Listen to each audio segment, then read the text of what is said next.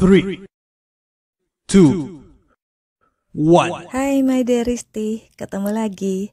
Jangan lupa subscribe, like, dan lonceng. Thank you. Lamaran untuk Rama dan Lana itu selesai dan berjalan dengan lancar. Halo my dear Risti, aku si pelakor, sekarang bagian ke-36. Selamat mendengarkan. Sarah sangat lelah karena mengurus sendiri semuanya.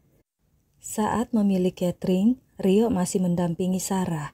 Tapi karena nggak sabaran, Rio meminta Sarah sendiri saja yang memilih, dan Rio pergi kembali ke kantor. Sarah menjadi emosi, karena Sarah tahu Rio sengaja menghindar saat mendengar harus DP dulu, harus membayar uang muka dulu untuk pemilihan catering. Jadi, Sarah lah yang menanggung uang muka untuk catering itu. Begitu juga saat Sarah ketemu dengan pengelola gedung pernikahan.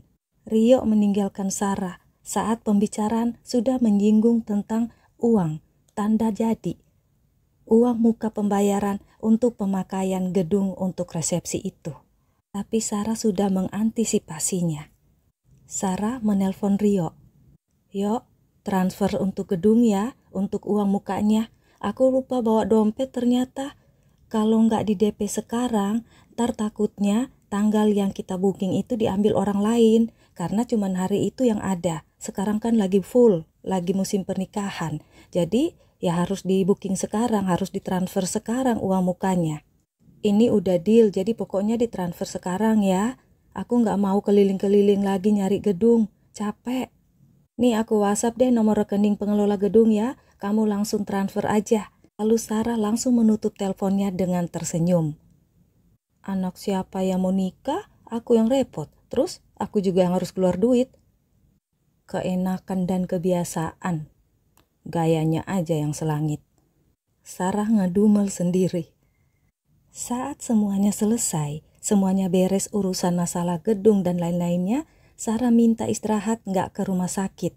Sarah kecapean, apalagi beberapa kali Sarah kehujanan saat naik ojek. Rio memaksa ingin tahu Sarah menginap di mana, tapi Sarah tak memberitahukannya. Karena kalau Sarah dan Rio tak muncul di rumah sakit, pasti Vita akan curiga. Sarah ingin Vita cepat sembuh dan bisa mendampingi Rio saat pernikahan Rama nantinya. Rio menentang dan sama sekali nggak ingin kalau Vita yang duduk mendampingi Rio saat di pelaminan pesta untuk Rama dan Lana. Rama dan Lana pun sama. Dua anak itu tak menginginkan Vita yang duduk di pelaminan saat resepsi pernikahan mereka. Aduh, jangan mama deh Tante Ra. Malu-maluin nanti. Rama sangat keberatan.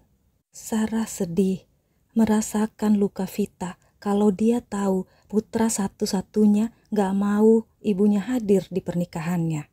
Itu sebabnya Sarah mencari cara, dan satu-satunya cara adalah Vita harus sembuh. Sarah akan cari cara apapun supaya Vita lah yang mendampingi Rio, bukan Sarah. Mendampingi Rio pada saat lamaran Rama saja sudah membuat Sarah sangat merasa bersalah pada Vita, karena Sarah tak punya hak sama sekali untuk itu. 3 hari Sarah nggak ke rumah sakit sudah membuat Vita mulai ngamuk-ngamuk lagi. Rumah sakit menelpon Sarah lagi. Seperti biasa, Vita ngamuk, Vita nggak mau makan, Vita nggak mau minum obat, nggak mau disentuh, nggak mau diganti pembalutnya. Sarah jadi berpikir, apa selama ini Vita ngamuk-ngamuk karena Sarah nggak ada? Atau Vita merasa nggak nyaman kalau nggak melihat Sarah, karena berpikiran Sarah ada dengan Rio. Terpaksa Sarah ke rumah sakit lagi, padahal 2 hari lagi mau Valentine. Sarah sudah janjian dengan Vina untuk mereka berjalan-jalan, makan sepuasnya, dan hang out pada hari Valentine itu. Sarah menjadi jengkel pada Rio, karena semuanya harus Sarah yang atasi. Lebih jengkel lagi karena Rio bilang dia yang gak akan pulang, karena akan ada perayaan Valentine di tempat kerjanya. Karaoke tempat Rio bekerja memang selalu merayakan Valentine dengan memberikan diskon dan hadiah-hadiah yang banyak pada tiap pergantian hari. Pada tanggal 13 malamnya, sampai menjelang dan memasuki pada tanggal 14 di subuhnya. Jadi kalau Rio ikut merayakan Valentine di kantornya, otomatis Rio akan pulang pada saat tanggal 14 siang. Dan sorenya harus kembali bekerja, harus masuk kantor lagi. Otomatis akan jadi alasan Rio dia tidak akan ke rumah sakit. Dan itu tandanya Sarah tidak akan bisa merayakan Valentine dengan Vina. Setiap tahun, karaoke tempat kerja Rio itu selalu merayakan Valentine, tapi Rio tak pernah mengikutinya. Alasan Rio, dia tak kuat bergadang. Tapi kok tahun ini, sekarang ini mengikuti dan ikut merayakan Valentine? Gak pulang pada saat istrinya lagi di rumah sakit. Pokoknya lihat aja nanti. Aku akan pergi dari rumah sakit ini supaya kalian ya, suami dan anak-anak itu jaga istri, jaga mama kalian. Aku akan pergi dari sini, kalian lihat aja nanti. Sarah mengomel-ngomel sendiri. Handphone Sarah berdering, membuat Vita terbangun. Karena handphone Sarah itu ada di tangan Vita. Seharian ini Vita melihat foto-foto selfie-nya dengan senyum dengan senang hati. Itu sebabnya handphone Sarah selalu ada di tangan Vita. Sarah sudah meminta Rio untuk membelikan handphone buat Vita, sekalipun itu handphone yang murah. Tapi Rio cuek. Ngapain buang-buang duit? Itu kata Rio. Vita menyerahkan handphone itu pada Sarah. Yang menelpon itu nomor tak dikenal, tidak ada nama. Walaupun ragu-ragu, akhirnya Sarah mengangkatnya. Halo Ra, kamu ada di mana Ra? Ini Davi. Oh Davi, aku di rumah sakit lah. Tumben, kamu di mana ini? Balas Sarah sambil keluar dari ruangan Vita. Kamu bisa keluar nggak? Tanya Davi. Nggak lah, apalagi jam begini, nggak ada yang jaga Vita. Jawab Sarah karena mengira Davi akan mengajaknya untuk dugem malam Valentinan. Lagian, perkara besar di bumi dan di surga kalau Rio tahu Sarah keluar bersama Davi. Kamu emangnya ada di mana, Dav? Maaf ya, aku nggak bisa kemana-mana, aku nggak bisa ikutan, kata Sarah merasa nggak enak. Rio ada di mana, Ra? Tanya Davi. Lah, kenapa Davi nanya Rio ya? Jangan-jangan nanti Davi mau ke sini ke rumah sakit, pikir Sarah. Rio ada acara Valentina di kantornya, Dav, jawab Sarah. Sarah mendengar tarikan napas Davi yang berat. Maaf ya Dav, aku enggak. Rio ada di sini, Ra, potong Davi. Rio? Emang kamu lagi di tempat Rio juga ya, Dav? Sarah belum nyambung. Ya enggak lah, aku ada di tempat lain, ada di karaoke lain. Bukan di karaoke Rio, tapi Rio yang ada di sini, ada di karaoke tempat aku lagi ada sekarang. Kau mengerti? Suara Davi agak emosi. Sarah terdiam, kehilangan kata-kata untuk membela Rio. Mungkin dia ada pertemuan dengan relasi, atau ada makan malam bareng, Dav, ujar Sarah tapi tak yakin. Ya terserah Lara, aku tahu kamu pasti akan tetap belain Rio. Gak baik juga kalau aku bilang sama kamu, bukan baru kali ini aku melihat Rio itu dengan wanita yang berbeda-beda. Bukan baru kali ini, Ra. Aku kasih tahu kamu karena aku prihatin sebagai teman. Kamu menjaga istrinya di rumah sakit. Gak pernah kemana-mana. Tapi dia bersenang-senang dengan wanita-wanita lain. Di karaoke ini. Bukan di karaoke-nya, Ra. Itu aja dia udah bohongin kamu. Tapi ya, aku gak bisa bilang apa lagi. Sehat-sehat ya, Ra. Davi menutup teleponnya. Sarah menatap Vita yang sedang tidur. Apakah dia merasakan apa yang dilakukan suaminya sekarang seperti yang aku rasakan? Gumam Sarah dan memperbaiki selimut Vita. Sarah lalu duduk di tikar di bawah, memeluk lututnya. Hampir jam 11 malam, menjelang puncak perayaan Valentine di tempat kerja Rio. Tapi Rio ternyata berada di tempat lain, bukan di kantornya. Bisa ke rumah sakit? Aku lelah sekali, pingin istirahat. Sarah mengirim WhatsApp ke Rio. Aku nggak bisa ninggalin acara di sini, Ra. Para tamu dan klien banyak sekali yang hadir. Nggak enak kan kalau aku tinggalin mereka? Itu balasan Rio. Rio membohongi Sarah lagi. Setelah lebih dari 10 menit berpikir, kemudian Sarah mencuci muka, berdandan ala kadarnya, memakai celana jeans, memakai top cut hitam dan jas panjang hitam, juga memakai boot high heels jeansnya, dan menelpon tukang ojek langganannya. Para perawat menatap tak berkedip pada Sarah saat Sarah menitip Vita pada mereka. "Cantik sekali kakak, seperti artis," kata salah satu dari perawat itu. Sarah tersenyum. "Titip ibu Vita ya, gak lama kok," kata Sarah. "Cie, kakak mau Valentinan ya? Beres kak, pasien lagi tidur kan? Jangan lewat dari 2 jam ya kak." Sarah lalu pergi. Sarah menelpon Davi, tapi tak diangkat oleh Davi. Mungkin Davi marah. "Selamat malam, ada yang bisa kami bantu?" tanya resepsionis di lobi saat Sarah memasuki lobi.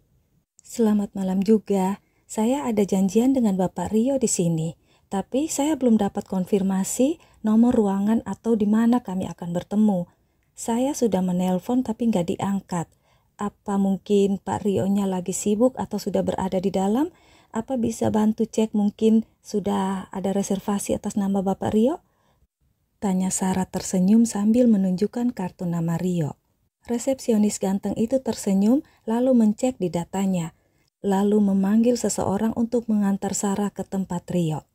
"Tempatnya di sini, Bu," kata office boy itu berhenti di sebuah pintu ruangan VIP. "Oh, oke. Terima kasih ya. Biar saya masuk sendiri saja, boleh kan? Apa pintunya dikunci?"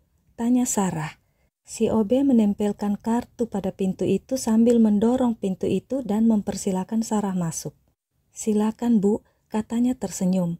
Sarah memberinya tip lalu masuk pelan-pelan sambil mempersiapkan kamera handphonenya. Di dalam ruangan itu ada Rio bersama 3 orang gadis. Satu gadis lagi berdiri bergoyang-goyang sambil bernyanyi. Satu lagi bergelayut manja di sebelah kiri Rio. Dan satu gadis lagi ada di pangkuan kaki kanan Rio. Wow! Klik, klik, klik. Sarah memotretnya tanpa Rio sadari. Rio terlalu sibuk dengan gadis yang ada di pangkuannya. Gadis yang menyanyi berhenti bernyanyi saat melihat Sarah, dan gadis yang ada di samping kiri Rio pun berdiri menatap pada Sarah. "Bos, emang masih ada yang lain lagi ya? Wah, tipnya makin kecil nih, harus dibagi-bagi," keluh si gadis yang menyanyi. Sarah melangkah dan berdiri di depan meja pas di depan Rio. "Hai Yo," sapa Sarah. Rio mendongak dan tentu saja terkejut, sangat terkejut. Pelan-pelan Rio mendorong gadis yang ada di pangkuannya. Sarah berjalan memutar meja, lalu duduk di samping kanan Rio tetap tersenyum. "Bos, ini siapa?" tanya gadis yang tadi duduk di pangkuan Rio. Mukanya marah, seperti tidak terima kalau sekarang Sarah yang duduk di bekas tempat duduknya di samping kanan Rio. Sarah berbisik pada Rio. Lalu Rio berdiri, merapikan bajunya, dan mengikuti Sarah. Pak Bos mau kemana?" gadis yang tadi bernyanyi bertanya. "Pak Rio ada keperluan mendadak, istrinya lagi di rumah sakit," jawab Sarah tersenyum sambil menggandeng Rio. "Anda siapa?" tanya gadis yang tadi di pangkuan Rio. "Yo, aku siapa?" tanya Sarah pada Rio. Rio menelan liurnya yang kering. Ini istriku. Maaf, kami harus pergi ya."